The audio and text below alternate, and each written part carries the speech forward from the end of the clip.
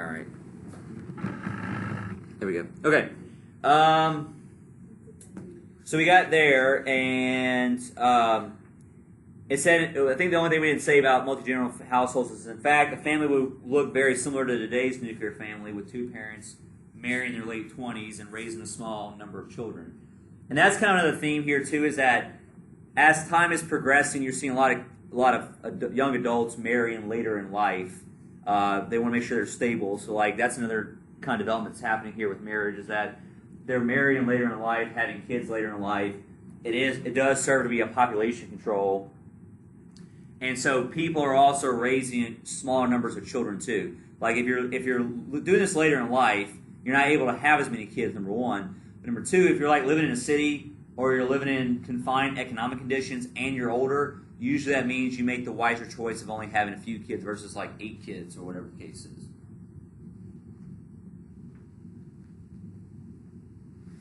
All right. So is everybody good on that? So again, make sure you understand that multi-generational households that's a divide between East and West, because East is still going to have it for a while. All right, looking at now influence on family size. Influence on family size. A number of factors contributed to the low rate of live births and high infant mortality in the early modern period. So a number of factors contributed to the low rates of live births and high infant mortality in the early modern period. So a number of factors contributed to the low rate of live births and high infant mortality in the early modern period. Number one, when women married at a later age for economic reasons, they had fewer childbearing years. So number one is that when women married at a later age for economic reasons, they had fewer childbearing years.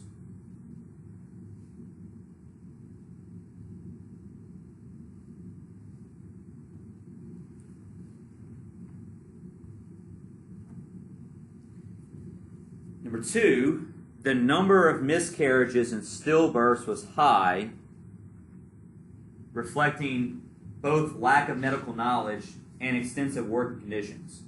So another reason for high infant mortality was a lot of miscarriages and stillbirths, mainly because of lack of medical knowledge back then, as well as extensive working people did. Because, because they're poor, the wife had to virtually work up until birth. And so all that strain on the body is just making it where the baby's less likely to be born and be born healthy.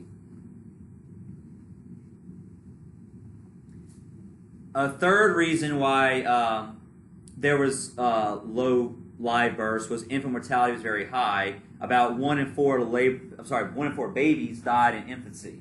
So about 1 in 4 babies died in infancy.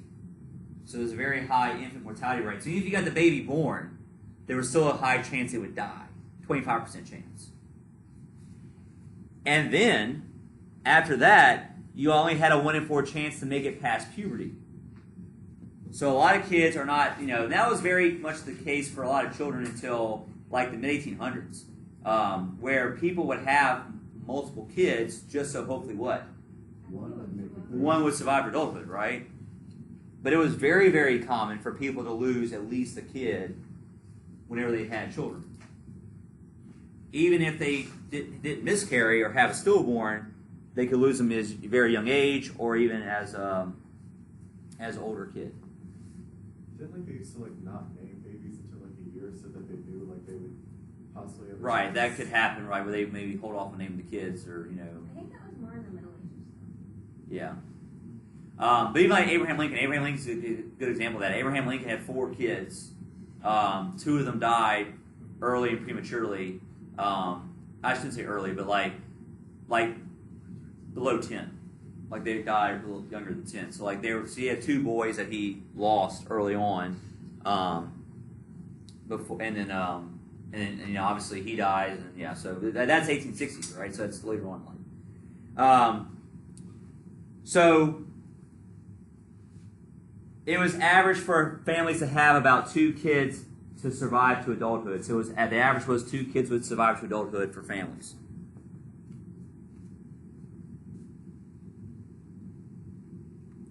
All right, birth control and family planning. Birth control and family planning. Even after accounting for delays in marriage and fewer childbearing years, European birth rates were still below that of other parts of the world. So even after accounting for delays in marriage and fewer childbearing years, European birth rates were still below that of other parts of the world. Couples mainly used natural birth control methods.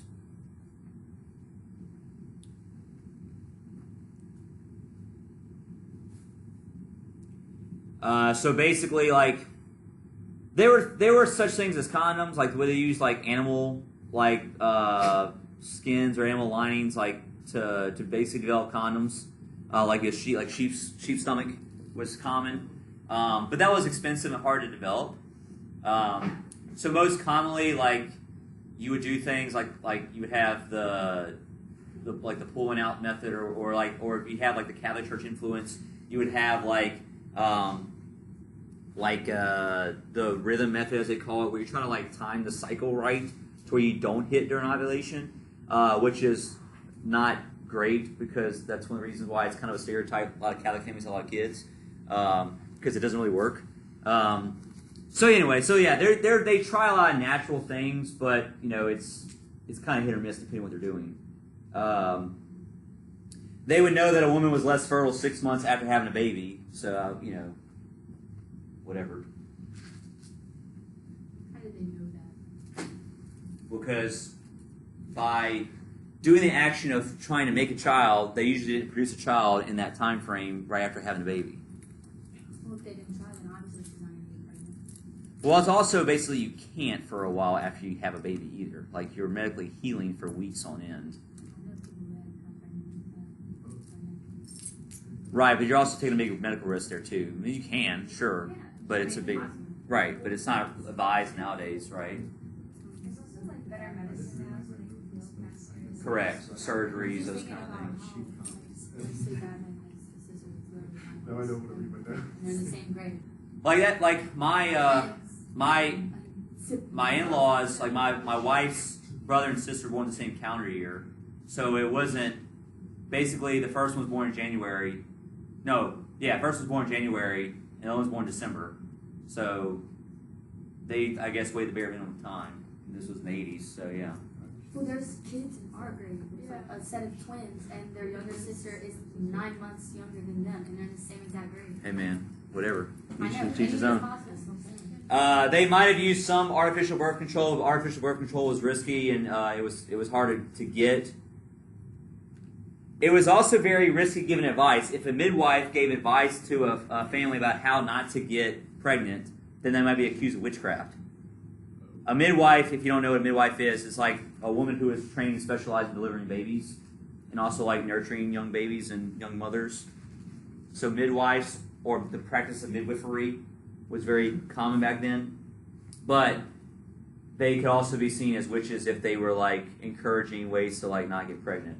Because there's a lot of religious stigma there. Like, basically, the purpose of sex is to what? Procreate. So if you're not doing that, then right, you're basically sacrificing life or not promoting life. There's a lot of complexities there.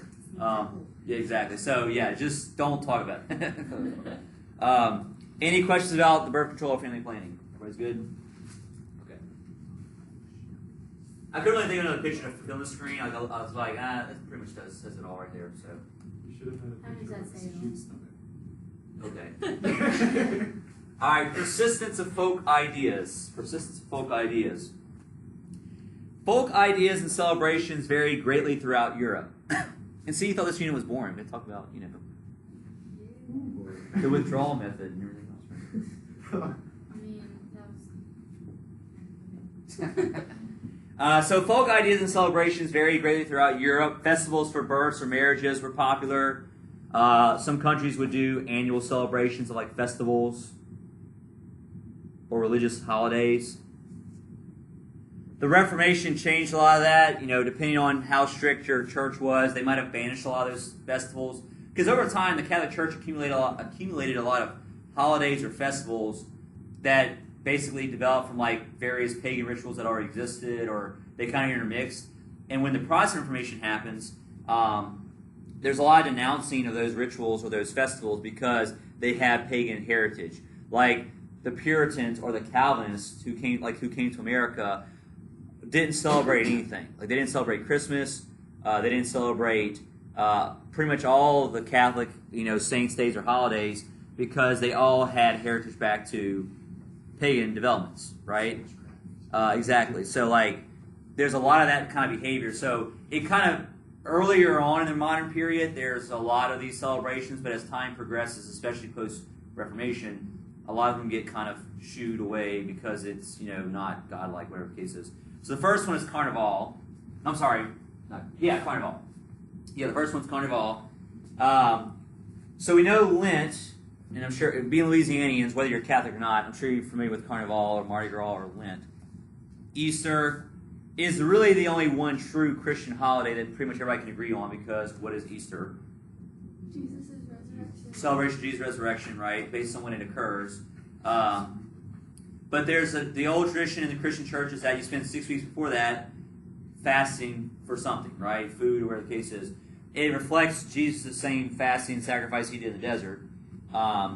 So right before that hits on Ash Wednesday, you have what's referred to as, we call it Mardi Gras Fat Tuesday. Back then they called it Carnival. Carnival was basically like to balance it out. Like, okay, I'm going to basically let loose these few days before Lent starts, get all my sinning out the way before I go into 6 weeks of, penance for all my sins throughout the year. So I might as well, if I'm going to basically do penance for sins, I might as well do some good ones before I do this, right? And ask for forgiveness.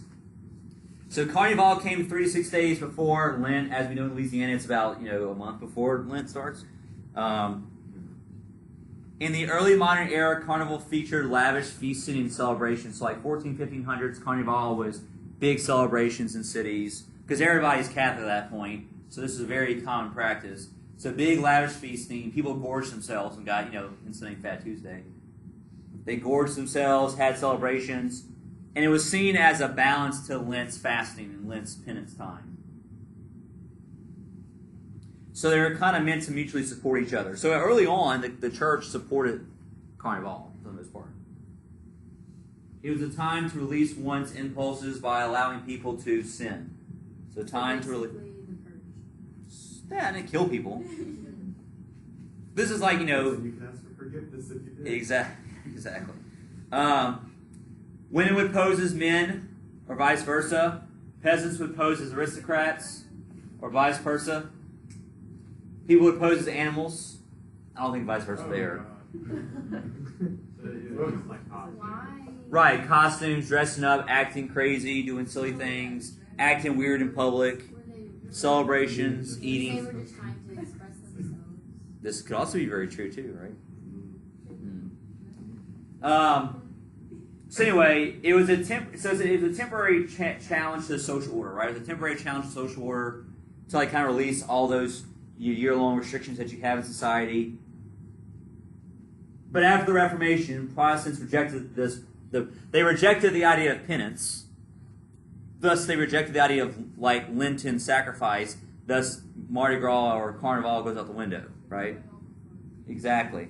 So, so basically, growing up Protestant, I never had a sacrifice the meat thing. My wife did. So I always get to, kind of make fun or, eat a ham sandwich in front of her on Fridays. Order the French dip one. Right, exactly. Anyway, but yeah, so basically that Protestant churches do not encourage this kind of sacrifice, or they don't even practice it as a sacrament. So anyway, Carnival was one of the things targeted. But over time, the Catholic Church, when it did a lot of its own reformation and cleanup, it also shooed away Carnival too. So over time, the Catholic Church also pushes it away. So is Louisiana the only place that No, it's not. It's one of the main areas, but also you have places like Rio de Janeiro and a few other I think Haiti has it as well too. Mobile, Alabama has it for some reason. But yeah, there are still a few places that have it. So in Europe, rural areas could still have it because rural areas are farther away from state or church control. But you're right. Nowadays, it's more popular in the Western Hemisphere than it is in Europe or anywhere like that. Plus, it's also countries that are heavily Catholic, obviously, too. Hence why Louisiana has Mardi Gras. But yeah, so like it's not, nowadays it doesn't really have anything to do with, even though it still ties into religion, the events like an Ash Wednesday, it's not that religious because 99% of people who come to Louisiana and do Mardi Gras are not doing it to like counterbalance the Lent they're about to go through, right? So, right. Anyway, they just go right back to sinning on Ash Wednesday, right? Just normal sinning, normal level of sinning, not the extreme version of sinning. All right, blood sports. Some popular entertainment were blood sports or butchery sports. And, just kind of like with football even now, like people like to see violent things happen to each other. Or boxing. Like, nowadays you have boxing or football, right? Why do people like to go watch UFC fighting when literally are bare knuckles out there punching people in the face or kicking them? I wrote down blood sports, and then all I hear is just like football. But I was saying, it's much more tame nowadays. But think about it, go back to like Greek and Roman days, right? You had the Colosseum, right? People like to see people get killed by tigers and stuff, and they cheer it on. So like we just have a natural weirdness about like us wanting to see a lot of violent behavior. Wasn't it like the Aztecs when they like used heads? Right, like soccer balls and stuff. Hey, And then if you lost, you got sacrificed. there you go, right? And even if you won, I think you also got sacrificed. It was incentive, right? It was incentive to do well, right? I can just see our soccer team was kicking around like a head. They pitted humans against each other like in jousting matches, so jousting was popular. Obviously, there could be a lot of injuries. Sometimes people get killed in these events. Other activities also pitted animals against each other in different sports like dogfighting, cockfighting, or bull baiting. So dogfights, cockfights, or bull baiting were popular blood sports as well too. It's another type of like release of tension, but it's also obviously terribly inhumane to these animals or people. Bull baiting. So like, there you go, right? Cockfighting obviously is where you have like two roosters who fight, and dogfighting, same thing. See Michael Vick. You have questions about that. But bull baiting was like probably the worst. Bull baiting is like they would chain up a bull in the city, and they would like have dogs attack the bull. So it was kind of like a betting thing where like you would see how long the bull would last, and so eventually the dogs would kill the bull after maiming it for hours on end, whatever the case is, and then we'd take the bull and go and cut it up and sell the meat. So are we sure these people were not psychopaths? They had nothing else to do. No, but like whenever I don't have anything to do, I just kind of sit there. Right. And read. Maybe. But you have the internet and TV and all this other stuff, right? Yeah, they can't read, so what are they going to So do? they're just gonna get animals and say kill it, like. I mean, you That's say that like the it sounds terrible. Like people still do that kind of crap today. Like it's still terrible. Like, it's still Yeah, because the people that do that today literally become psychopaths and kill people. Well, and also too, it's a way to bet. Like it's a way of gambling. Like it's extreme betting Dice. essentially. Isn't that cards? Cards. Probably, yeah. You could just have tree bark. It's like this side is let's flip it. Exactly.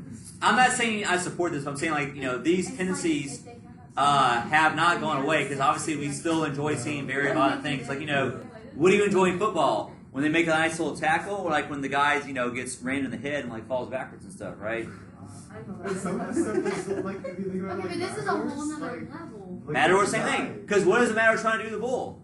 Trying to knock it into the wall and Kill it, right? He has a sword, right? He has like the flag and everything else. So like he's basically like trying to avoid the bull, but also like stab and kill the bull whenever he's doing the Matador stuff too, right? I didn't know that. I thought you were doing the whole. No.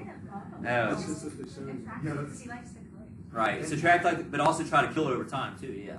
So. And dogfighting is still like a huge thing. Right. It's illegal. It's still a thing. Because people bet on it. It's a problem. People bet on it, so that's why it happens, right? All right. Next is Saint Days festivals. So the Catholic Church has several saints festivals. The most popular one is All Saints Day on November 1st. That's what movie Coco is all about, right? I forget the Mexican way of saying it, but it's like the Day of the Dead. Yeah, exactly. It's a day to commemorate the saints. It's preceded by All Hallows Eve, which basically the Catholic Church took an already existing pagan ritual of Samhain or Samhain and combined it with kind of church festivities there, and that's where you get Halloween from. Because Samhain or Samhain is basically this pagan day of remembrance, because a lot of pagans thought that time of year, where like harvest season was ending, was like where the spiritual world was like the closest with the real world. So it's kind of like all Saints' Day and Halloween kind of merge well together, because it's a celebration of people who have already died, and these people who are revered, whatever. And then on November 2nd is All Souls Day, where you celebrate all good Christian souls that have gone on. You pray for them, and also pray for them to get out of where? Purgatory, right? That's where you get the practice of souling, or people looking for soul cakes. Where people go around knocking doors saying, "Hey, I'll pray for your dead loved ones if you give me a soul cake or some kind of reward or treat." Is where we basically get the trick-or-treating from. But over time, by 1800s, a lot of the practices go away, again because of the diminishing of the church in general in Europe. So you go to Europe today, like Halloween's not as big there as it is here. The Irish are still big into Halloween and those practices, and when they migrated to America in the 1840s, that's where basically we get the American version of Halloween. Because like in Britain, Halloween's not as big there. It's a Guy Fawkes Day, right? Bonfire Day on November 5th. That's much bigger there than Halloween is. But the reason why it's so big here is because of our massive amount of Irish immigration here, because they were one of the biggest practitioners of Southall, or like those old pagan rituals. It used to be so cute by Guy Fawkes Day, because like I would see that they would make dummies and like burn them. Right. Why would they do that? I didn't know who Guy Fawkes was. Right. Why do you just want to burn Yeah, them? they burn him. Yeah. Yeah. So they're freaked out because we'll go door and get candy, but they literally burn him. They'll be like a scarecrow that's supposed to resemble Guy Fawkes, and they would just put him on Hey, the it's door and one, burn right? him. Alright. So all these are traditional customs or folk, ideas that perpetuate throughout throughout your history, that remain prevalent for a long period of time.